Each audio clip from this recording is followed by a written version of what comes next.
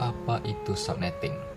Subnetting adalah suatu proses memecah jaringan IP network yang besar menjadi beberapa jaringan yang lebih kecil dan terpisah yang disebut subjaringan atau subnet. Nah, untuk paham tentang subnetting, kita harus paham terlebih dahulu soal IP address. Jadi, IP address atau alamat IP itu tuh dia memiliki dua bagian, yaitu network ID, alamat jaringan, dan host ID, alamat perangkat dalam jaringan. Atau jika diibaratkan, itu seperti alamat rumah. Network ID adalah RT-nya dan host ID adalah nomor rumahnya. Nah, subnetting ini pada dasarnya adalah proses memecah satu RT yang terlalu besar menjadi beberapa RT baru yang lebih kecil. Misalnya kita punya RT 05 yang terlalu besar, yang kemudian dipecah menjadi RT 05A, RT 05B, dan seterusnya, agar lebih teratur. Lalu, apa tujuan dari subnetting itu sendiri? Tujuan dari subnetting itu ada beberapa, di antaranya yaitu menghemat alamat IP, memisahkan segmen jaringan, misalnya memisahkan jaringan divisi keuangan dengan HR dan juga dari IT-nya. Lalu juga mengurangi broadcast domain yang membuat lalu lintas jaringan lebih efisien. Selanjutnya kita akan membahas apa itu VLSM. Nah, sebelum kita memahami tentang VLSM, ada baiknya kita terlebih dahulu tahu apa yang melatar belakangi munculnya VLSM ini. Dulu, jaringan yang disubnetting memakai metode yang bernama FLSM atau Fixed Length Subnet Max. Metode ini memiliki aturan yang cukup kaku, yaitu membagi satu jaringan besar menjadi beberapa subnet kecil dengan catatan semua subnet tersebut harus memiliki ukuran yang sama persis. Tentu saja dengan aturan tersebut, metode FLSM menjadi tak begitu fleksibel dan memiliki kelemahan berupa pemborosan host.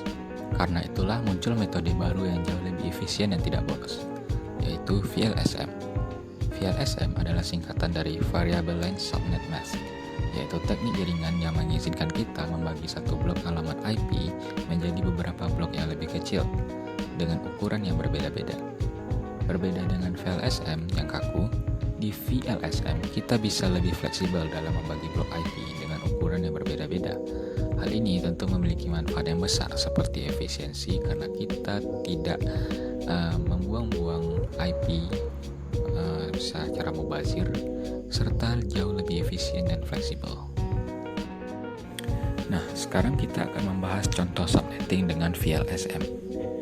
Nah, misalkan kita punya soal sebagai berikut. Pada soal yang terlihat,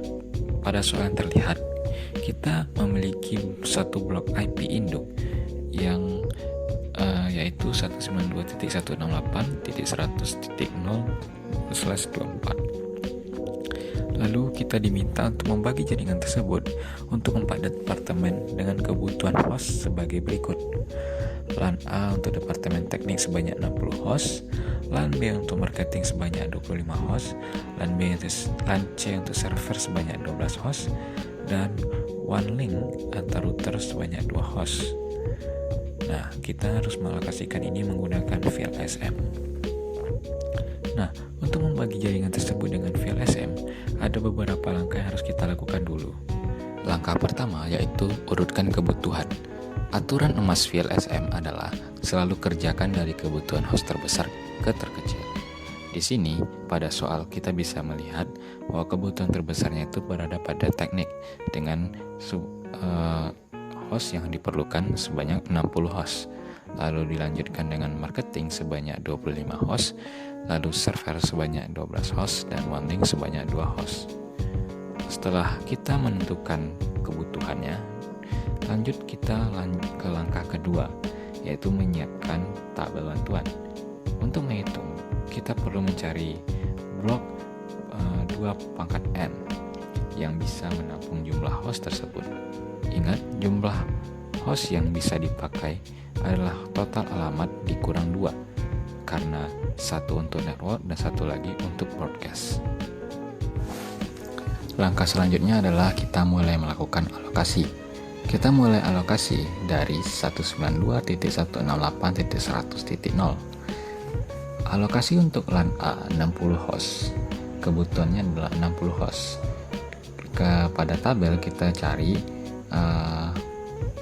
kebutuhan 60 host itu tidak cukup di blok 32 yang hanya 30 host. Kita harus naik ke blok 64. Jadi total alamat itu adalah 64 atau 2/6 dan host usable-nya sebanyak 62. Cukup untuk 60. Dan prefixnya adalah garis miring 26 karena 32 bit dikurang 6 bit host sama dengan 26 bit network.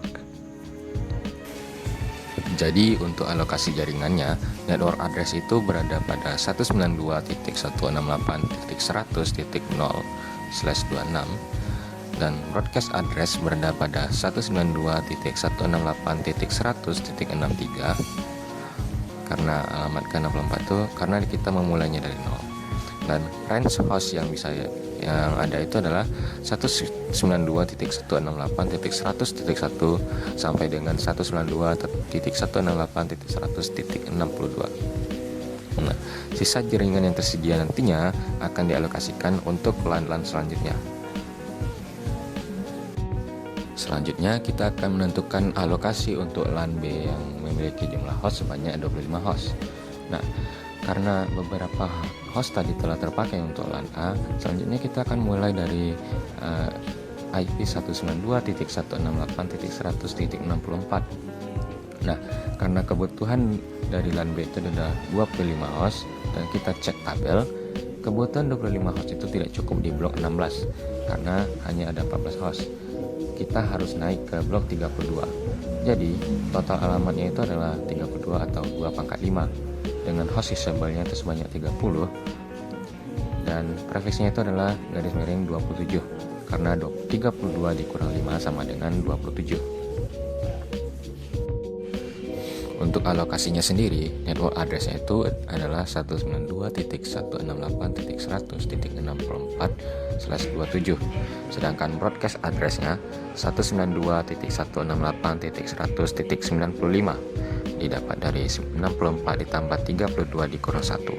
Lalu untuk range hostnya adalah 192.168.100.65 sampai dengan 192.168.100.94. Nah, sisa jaringan selanjutnya nanti akan dialokasikan untuk alamat IP berikutnya. Nah, alokasi untuk LAN C yang sebanyak 12 host itu dimulai dari 192.168.100.96 dengan kebutuhan 12 host. Nah, kita bisa lihat pada tabel kebutuhan 12 host itu tidak cukup di blok 8 karena hanya ada 6 host. Kita harus naik ke blok 16. Jadi, total alamatnya itu adalah sebanyak 16 atau 2/4 dengan host usable-nya itu adalah 14 yang cukup kita pakai untuk 12 dan prefixnya itu adalah /28 karena 32 dikurang 4 sama dengan 28.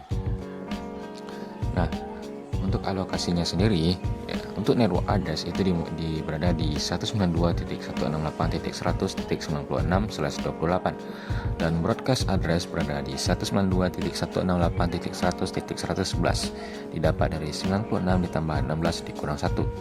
Nah, untuk range hostnya itu berada pada 192.168.100.97 sampai dengan 192.168.100.110. Nah, sisa jaringannya nanti akan dialokasikan untuk alamat IP berikutnya. Untuk alokasi selanjutnya untuk one link sebanyak 2 host, kita mulai dari 192.168.100.112 dengan kebutuhan 2 host.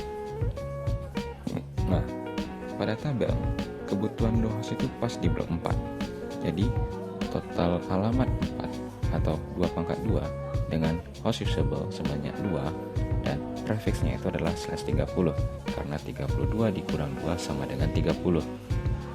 Nah, untuk alokasinya sendiri, network address itu berada pada 192.168.100.112/30 dan broadcast address berada pada 192.168.100.115 yang didapat dari 112 ditambah 4 dikurang 1 Sedangkan untuk range host itu berada pada 192.168.100.113 sampai dengan 192.168.100.114.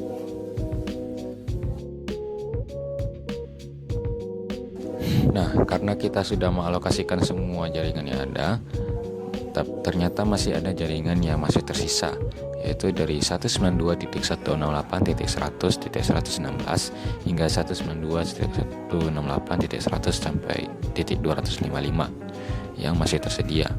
Nah, jaringan yang masih tersedia ini bisa kita alokasikan untuk kebutuhan di masa depan.